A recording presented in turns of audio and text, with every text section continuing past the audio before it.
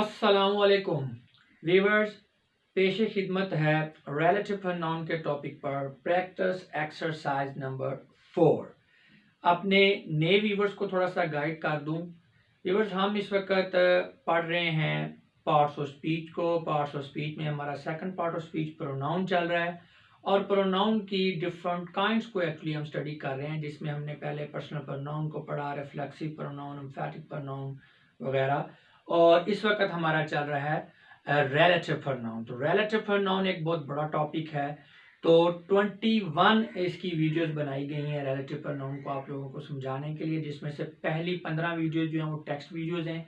उनके अंदर बड़ी डिटेल में हर हवाले से, हर सेगमेंट के लिहाज से, एग्जाम्पल्स की मदद से रिलेटिव प्रोनाउन का जो टॉपिक है वो स्टूडेंट्स को समझाया गया है, पढ़ाया गया है। उसके बाद प्रैक्टिस एक्सरसाइजेस का सिलसिला शुरू हो जाता है, जिसमें पहली एक्सरसाइज जो है वो करेक्शन ऑफ एरर वाली एक्सरसाइज है, जिसके अंदर वो तमाम के तमाम रूल जो हैं रिवाइज हो जाते हैं जो हमने पहले 15 वीडियोस के अंदर पढ़े हैं। इसके अलावा उस एक्सरसाइज के अंदर स्टूडेंट्स को मुख्तलिफ गलतियों की निशानदेही हो जाती है, डिफरेंट एरर्स और मिस्टेक्स का पता चलता है कि जो कॉमनली स्टूडेंट जो है एग्जाम के अंदर करते हैं, और उनकी करेक्शन के बारे में भी एक्सप्लेन किया गया कि उनको करेक्ट किस तरह किया जाता है। तो वो एक करेक्शन ऑफ एरर वाली एक्सरसाइज है, जिसमें साथ साथ रूल्स को भी डिस्कस किया गया कि ये गलती किस रूल के तहत हुई है और उसको ठीक किस तरह से करना है। उसके बाद 5 प्रैक्टिस एक्सरसाइज हैं, जिसमें से चौथी एक्सरसाइज वक्त आप देख रहे हैं, 3 इससे पहले हैं, 1 इससे बाद में। तो टोटल 21 एक्सरसाइजेज हैं। जॉब थोड़ी सी हेक्टिक है, लेकिन ये रिलेटिव प्रोनाउन का जो टॉपिक है, ये 21 वीडियो जो हमारे चैनल पे मौजूद है, आप इसको देख लें तो इंशाल्लाह मज़ीद आपको इसे कहीं और से सर्च करने की ज़रूरत नहीं पड़ेगी। इसे कॉम्प्रिहेंसिवली हर हवाले से पूरी डिटेल के अंदर समझाया गया है, कोई पॉइंट, कोई बात छोड़ी नहीं गई। ठीक है, तो इस तरह आपकी टाइम सेविंग है कि आपको डिफरेंट बुक से इसको सर्च नहीं करना पड़ेगा, या एज ए होल ही आपको ये पूरा टॉपिक जो है वो मिलेगा। तो प्रैक्टिस एक्सरसाइजेज जो हैं, इनके बनाने का मकसद ये है कि पहली बात तो ये है कि इनको सॉल्व करने से आपकी असेसमेंट हो जाएगी। ये आपके टेस्ट हैं, सेल्फ असेसमेंट है। आपने जो पीछे पढ़ा है आप खुद को टेस्ट कर सकते हैं कि आपको उसको कितनी समझ आएगी। तो इसीलिए 5 वीडियोस बनाई गई हैं, इनका फॉर्मेट भी डिफरेंट रखा गया प्रैक्टिस एक्सरसाइजेज का। तो आप 15 वीडियोस में जब टेक्स्ट वीडियोस के अंदर रिलेटिव प्रोनाउन के टॉपिक को समझ के जब पहली एक्सरसाइज को सॉल्व करेंगे, उसके बाद आपका रिजल्ट आपको ये बताएगा कि आपकी तैयारी कितनी है। अगर तो आपकी एक आध गलती है तो इसका मतलब ये है कि आपको टॉपिक की समझ आ गई है। उसके बाद आप एक के बाद दूसरी, दूसरे के बाद तीसरी, यानी पांचों की पांचों एक्सरसाइजेज आप इकट्ठी सॉल्व कर सकते हैं प्रैक्टिस के लिए। लेकिन आपने एक एक्सरसाइज को सॉल्व किया और उसमें आपकी काफ़ी ज़्यादा गलतियाँ हो रही हैं, तो इसका मतलब है अभी आपको मज़ीद इस टॉपिक को समझने की ज़रूरत है। तो उसके लिए आप पीछे जाएँ और जो 15 टेक्स्ट वीडियोज़ हैं रिलेटिव प्रोनाउन की, आप या तो उन सारी वीडियोस को दोबारा देखें, या एटलीस्ट जो आपने स्क्रीनशॉट्स ले रखे हैं बोर्ड के, उसको देख लें। तो मैंने पहले भी बताया कि जो बोर्ड है आपका, ये आपके नोट्स हैं। ठीक है, तो स्क्रीनशॉट लेके इनको सेव कर लिया करें। इससे आपकी टाइम सेविंग हो जाती है कि आपको पूरी वीडियो नहीं देखनी पड़ती, जस्ट आप इस स्क्रीनशॉट को देखेंगे तो आपका टॉपिक जो है रिवाइज हो जाएगा। तो खैर, जब आप इसको एक दफ़ा रिवाइज कर लें, उसके बाद आप सेकंड एक्सरसाइज को सॉल्व करें। तो उसमें अगर आपका रिजल्ट सेटिस्फैक्ट्री है तो नेक्स्ट आप अगली जो है एक्सरसाइज सॉल्व करते जाएं। लेकिन आपका अगर रिजल्ट जो है वो अच्छा नहीं है, तो इसका मतलब अभी आप मज़ीद आपको मेहनत करने की ज़रूरत है। तो फिर आप एक दफ़ा जो तमाम वीडियोस को रिवाइज करें। तो तब तक आप इस टॉपिक को रिपीट करते जाएं, रिवाइज करते जाएं, जब तक कि इन प्रैक्टिस एक्सरसाइज में आपके जो मार्क्स हैं वो सेटिस्फैक्ट्री नहीं है। यानी एक आध गलती है तो इट्स ओके, अगर ज़्यादा हो रही है तो इसका मतलब है कि अभी आपको ये टॉपिक ठीक तरह से तैयार नहीं है। तो व्यूअर्स, इस बात से आपने घबराना नहीं है कि हमें रिपीट करना पड़ रहा है। देखिए, एक ही दफ़ा आप पहली दफ़ा किसी चीज़ को सीख रहे हैं तो कभी भी नहीं ऐसा होता कि एक दफ़ा करने से वो आपको आ जाएगी। जो रेपिटिशन है, ये आपकी जो राइटिंग है, ये सिर्फ राइटिंग नहीं, आम कोई भी आप स्किल सीखना चाह रहे हैं तो रेपिटिशन जो है वो आपको सक्सेस की तरफ लेकर जाती है। ये आपकी क्लैरिटी को डेवलप करती है, पुख्तगी लेकर आती है, क्वालिटी लेकर आती है आपकी स्किल के अंदर। तो रेपिटिशन बहुत ज़रूरी है। एक दफ़ा करने से आप कोई भी स्किल नहीं सीख सकते। वैसे भी आप इस चीज़ का एक्सपीरियंस कर सकते हैं कि फ़र्ज़ करें आपने कोई बुक ही रीड की है, जस्ट वैसे ही एक एन्जॉयमेंट के लिए आपने एक लेजर टाइम में कोई बुक रीड की है, आपने उससे काफ़ी कुछ सीखा, लेकिन आप कुछ अरसे बाद उस बुक को दोबारा पढ़ते हैं तो आप देखेंगे कि इस दफ़ा जो है रिपीट करने में आपने जो सीखा है वो पहले नहीं सीखा था। तो हर दफ़ा जब आप उस बुक को रिपीट करेंगे, जबकि हालांकि एक ही बुक है, तो कुछ नई चीज़ आपको सीखने की मिलेगी, कुछ नया आप सीखेंगे, कुछ नया समझेंगे आप। तो इसलिए रेपिटिशन से चीज़ें जो हैं बहुत अच्छी होती जाती हैं। और लैंग्वेज तो वैसे भी it's a matter of practice. तो जितनी ज़्यादा आप प्रैक्टिस करेंगे लैंग्वेज को सीखने के लिए उतनी कम है। और रिलेटिव प्रोनाउन का ये टॉपिक ऐसा है कि पर्सनल प्रोनाउन के बाद जो है ये थोड़ा कॉम्प्लेक्स भी है और बड़ा भी है। तो मैं ये अक्सर स्टूडेंट्स को कहता हूँ कि पर्सनल प्रोनाउन और रिलेटिव प्रोनाउन का यूज़ अगर आपको ठीक तरह से करना आ गया तो समझ लें कि आपको इंग्लिश में लिखना पढ़ना बोलना आ गया, क्योंकि यही मेन जो है कॉम्प्लेक्स चीज़ें हैं, यही मेन कॉन्सेप्ट है सामने वाला। तो आप इस चीज़ से इन टॉपिक्स की अहमियत का अंदाज़ा लगा सकते हैं। इसीलिए इस टॉपिक को स्टेप बाय स्टेप करवाते हुए 21 वीडियो जो है वो बन गई हैं। लेकिन इनको कर लेंगे इंशाल्लाह तो आपके तमाम परेशानियां, कन्फ्यूज़न जो है इस टॉपिक के हवाले से जो है वो दूर हो जाएंगी।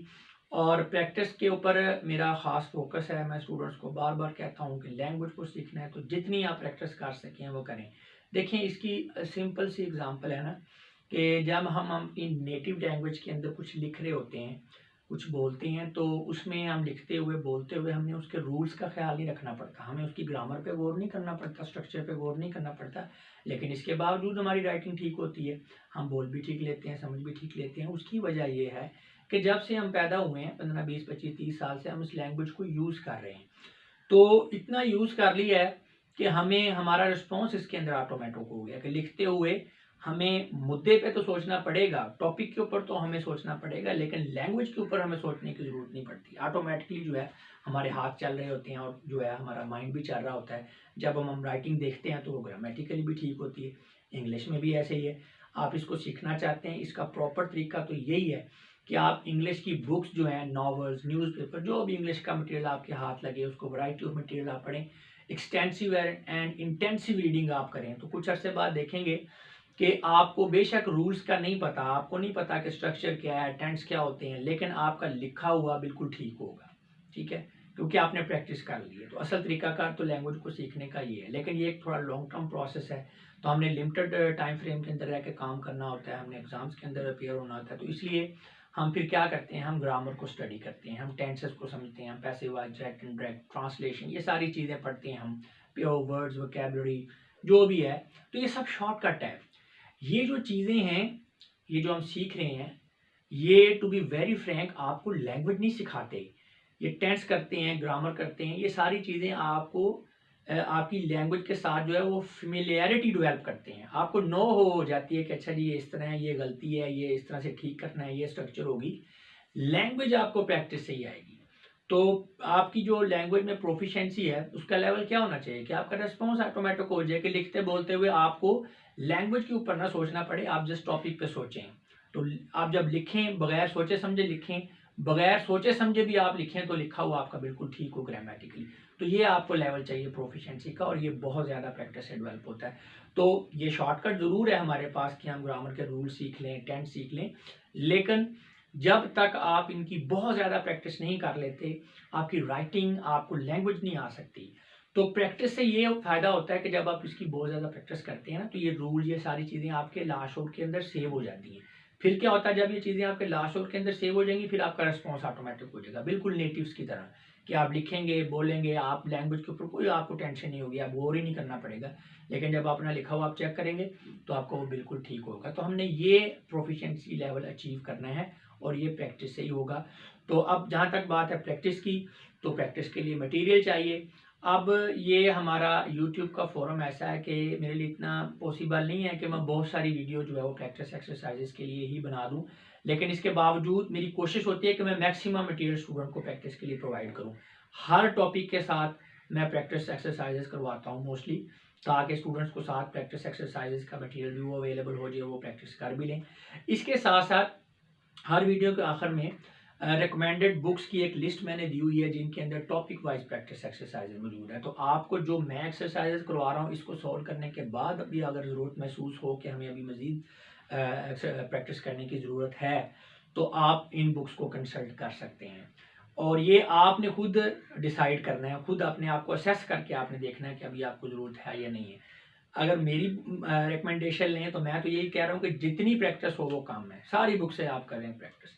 लेकिन बुक्स को कंसल्ट करने का तरीका ये है, पूरी लिस्ट है, उसमें डिफरेंट लेवल्स की, डिफरेंट ग्रेड्स की बुक्स हैं, आपने अपनी सूटेबिलिटी को चेक करना है। अगर आपकी बेसिक लेवल में वीकनेस है इंग्लिश की, तो आप स्टार्ट वाली बुक्स यानी मिडिल मैट्रिक लेवल की बुक आप जो है वो चूज़ करें। और अगर आपने एडवांस लर्निंग करनी है, बेसिक्स आपकी क्लियर है, तो आप बैचलर लेवल की बुक ले लें। तो फॉरेन ऑथर्स की भी हैं, नेटिव ऑथर्स पाकिस्तानी ऑथर्स की भी हैं बुक्स।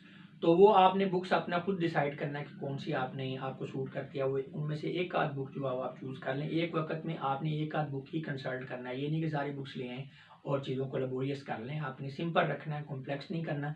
एक वक्त में एक आध बुक स्टडी करें, जब वो कंप्लीट हो जाए, ज़रूरत महसूस करें तो एक और बुक ले लें। तरीकाकार ये है कि बुक स्टॉल पे जाएं, उन बुक्स को निकलवा के एक दफ़ा आप देख लें, वहीं पे खड़े होकर गो थ्रू, आपको अंदाज़ा हो जाएगा कि ये बुक आपको लेनी चाहिए या नहीं लेनी चाहिए। तो एक वक्त में एक आध बुक लेके उसको कंसल्ट करते रहें। लेकिन असल बात ये है कि प्रैक्टिस करें जितनी ज़्यादा हो सकती है। गूगल के ऊपर, इंटरनेट के ऊपर भी बहुत सारा प्रैक्टिस मटेरियल अवेलेबल है। अब वहाँ से जाके भी आप एक्सरसाइज को निकाल के तलाश करके तो आप उन एक्सरसाइज को सोल्व कर सकते हैं। मसला मेन चीज़ ये है कि बस प्रैक्टिस होनी चाहिए। अब हम आते हैं अपनी इस एक्सरसाइज की तरफ।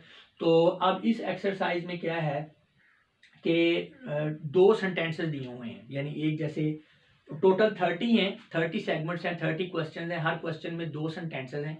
उन दो सेंटेंसेस को आपने कनेक्टिव की मदद से जोड़ना है। अब वो जो हमारा कनेक्टिव होगा वो क्या होगा, वो हमारा रिलेटिव प्रोनाउन होगा, क्योंकि हमारा टॉपिक रिलेटिव प्रोनाउन है। तो आपने बेसिकली सेंटेंस को जो है वो स्ट्रक्चर का भी ख्याल रखना है। जब आपने कनेक्टिव जोड़ना है तो आपने उस तरीके से जोड़ना है कि एक तो आपको पता हो कि रेलेवेंट आप रिलेटिव प्रोनाउन यूज़ कर रहे हैं, और दूसरा सेंटेंस की स्ट्रक्चर भी ठीक रहनी चाहिए। अब डेफिनेटली इस एक्सरसाइज को वही स्टूडेंट सोल्व कर सकेंगे बेहतर तरीके से जिन्होंने रिलेटिव प्रोनाउन के टॉपिक को मुकम्मल तौर पे समझा है, सीखा है। तो अगर आपको रिलेटिव प्रोनाउन का टॉपिक नहीं आता तो ये एक्सरसाइज सॉल्व करने का फ़ायदा नहीं। पहले आप इसकी टेक्स्ट वीडियोस को देख के इस टॉपिक को समझें। तो एक क्वेश्चन मैं आपको भी हल करवाता हूँ, उससे आपको जो है वो समझ आ जाएगी कि किस तरह से हमने इसको सॉल्व करना है, इस एक्सरसाइज को।